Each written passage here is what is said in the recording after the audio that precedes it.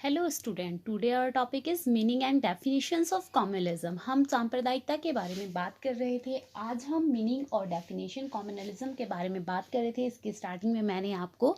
According to random house dictionary इसके बारे में बताया था कि रैंडम हाउस डिक्शनरी के अनुसार कम्युनलिज्म का क्या मतलब है। रैंडम हाउस डिक्शनरी के अनुसार सांप्रदायिकता इज अ फीलिंग, यानी कि जो सांप्रदायिकता है, कम्युनलिज्म है, वो एक फीलिंग होती है, एक भावना होती है ऑफ डिवोशन, समर्पण की, to one's own ethnic group not to the society as whole. जब एक कम्युनिटी का केवल अपने कम्युनिटी के प्रति डिवोशन होता है, समर्पण की भावना उसके अंदर पाई जाती है, ना कि टोटल ग्रुप के अकॉर्डिंग, जिसे हम सोसाइटी कहते हैं, that is the called as communalism. इसी भावना को जो अपने कम्युनिटी के लिए देखने को मिलती है उसे कहते हैं सांप्रदायिकता। अब हम बात करेंगे इन वर्ड्स ऑफ श्री कृष्ण दत्त, श्री कृष्ण के शब्दों में जो उन्होंने कम्युनलिज्म के बारे में, सांप्रदायिकता के बारे में बात की है। श्री कृष्ण दत्त कहते हैं कि कम्युनलिज्म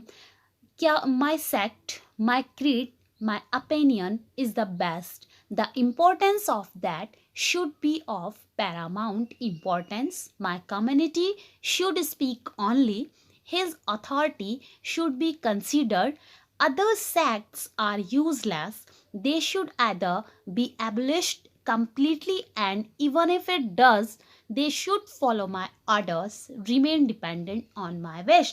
देखिए, यहाँ पे श्री कृष्ण दत्त ने बहुत अच्छे शब्दों में, बहुत अच्छी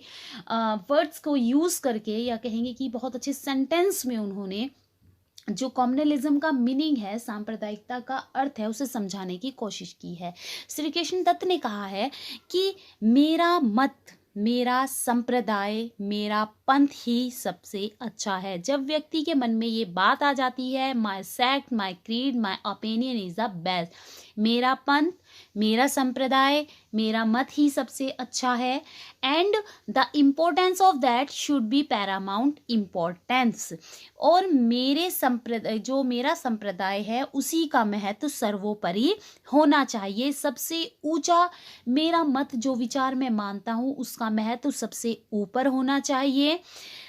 मेरे संप्रदाय की ही तूती बोलनी चाहिए, यानी कि जो मेरा संप्रदाय है, जिस संप्रदाय को मैं मानता हूँ, उसकी तूती बोलनी चाहिए। दैट मीन्स सब लोग उसका ही पालन करें, उसे ही सबसे अच्छा वो बताएं, उसी की सत्ता मानी जानी चाहिए।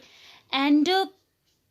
जो दूसरे संप्रदाय हैं वो हे से मतलब वो पूरी तरह से बेकार हैं, हमारे संप्रदाय के सामने उनका कोई महत्व नहीं है। उन्हें या तो पूरी तरह से समाप्त कर दिया जाए, ख़त्म कर दिया जाए, और अगर वो रहें भी तो मेरे मतामत होकर रहें, मेरे विचारों के अंदर होकर रहें, मेरे आदेशों का सतत पालन करें, जैसा हम चाहें वैसा वो करें, मेरी मर्जी पर आश्रित रहें,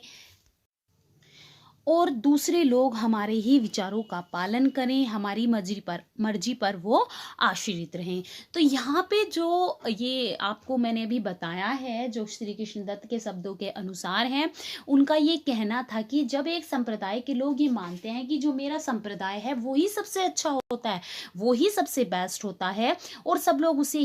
ही वाही करें, उसे ही अच्छा कहें, और जो दूसरे संप्रदाय हैं वो हैं, उनका कोई महत्व नहीं है, वो बिल्कुल हीन है, और दूसरे संप्रदाय को मानने वाले लोग जो हैं उन्हें या तो पूरी तरह से खत्म कर दो, और या फिर अगर वो रहें भी तो केवल उनके लिए एक शर्त है जिंदा रहने की, कि वो हमारे आदेशों का पालन करेंगे, जैसा हम कहेंगे वैसा वो करेंगे, हमारे विचारों के अनुसार ही वो चलेंगे, हमारी मर्जी पर ही वो आश्रित रहेंगे। तो इसमें मतलब जो कहने की कोशिश की है यहाँ पे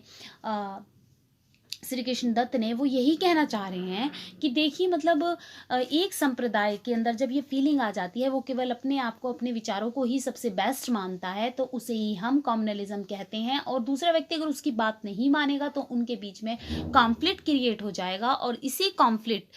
की वजह से जो सिचुएशन क्रिएट होगी उसे ही हम कम्युनलिज्म, सांप्रदायिकता कहेंगे। इससे अलावा श्री कृष्ण दत्त ने कहा है कि अपने धार्मिक संप्रदाय से अलग अन्य संप्रदाय अथवा संप्रदायों के प्रति जब एक व्यक्ति या एक समूह उदासीनता, उपेक्षा, दया दृष्टि, घृणा, विरोध और आक्रमण की भावना रखता है, यानी कि जब एक समूह के लोग दूसरे संप्रदाय के लिए दूसरे संप्रदाय को मानने वाले के प्रति वो उदासीन है, उसके प्रति वो दया दृष्टि नहीं रखते, घृणा, उनके अंदर जो हेट फीलिंग है, अटैकर फीलिंग है और उनके अंदर एंगर्स हैं, क्लैशेस हैं, उसे ही हम कॉम्युनलिज्म, सांप्रदायिकता कहते हैं। और इसका जो बेस होता है, आधार होता है वास्तविकता या जो एक इमेजिनेशन है, वो भय की आशंका है, यानी कि एक ऐसी फीलिंग फियर की कि हमारा जो धर्म है, अगर वो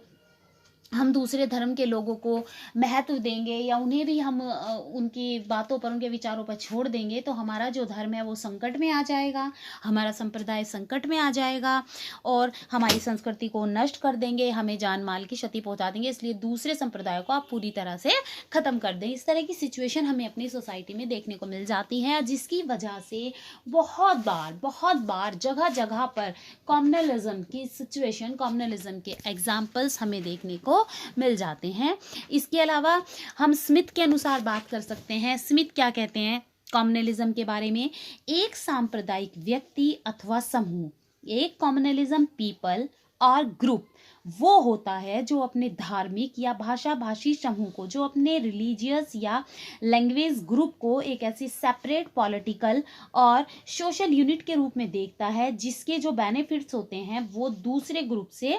डिफरेंट होते हैं और वो एक दूसरे के इन्हीं डिफरेंसेस की वजह से एक दूसरे के अपोजिशंस में काम करते हैं, उनके व्यूज़ जो होते हैं वो एक दूसरे के अपोजिट हो जाते हैं और यहीं से जो कम्युनलिज्म की सिचुएशन है वो क्रिएट हो जाती है। इसके अलावा हम कह सकते हैं कि जो कम्युनलिज्म होता है इसका रिलेशन मोस्टली वो किससे होता है? रिलीजियस ग्रुप से होता है, धार्मिक समूह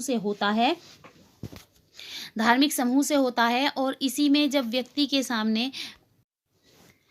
एक व्यक्ति के अंदर अपने धर्म के प्रति एक स्पेशल फीलिंग आ जाती है और वो व्यक्ति अपने एक संप्रदाय से ही संबंधित मानते हैं, ना कि संपूर्ण समाज से, यानी कि वो अपने आप को एक कम्युनिटी से बिलोंग मानते हैं, ना कि होल सोसाइटी से, और वो केवल एक ही संप्रदाय जिससे संबंधित है उसे ही वो बेस्ट रखना चाहते हैं और इसे ही हम कम्युनलिज्म की फीलिंग कहते हैं। जैसा कि हम कहते हैं कि छोटे छोटे संप्रदाय, छोटे छोटे कम्युनिटी होते हैं। इस्लाम धर्म में आप शिया और सुन्नी, हिंदुओं में शैव, वैष्णव, कबीर, रातास, ये देख सकते हैं। इनमें भी आपको थिंकिंग्स का, पॉइंट ऑफ व्यू का जो डिफरेंसेस देखने को मिल सकता है और इस वजह से भी जो कम्युनलिज्म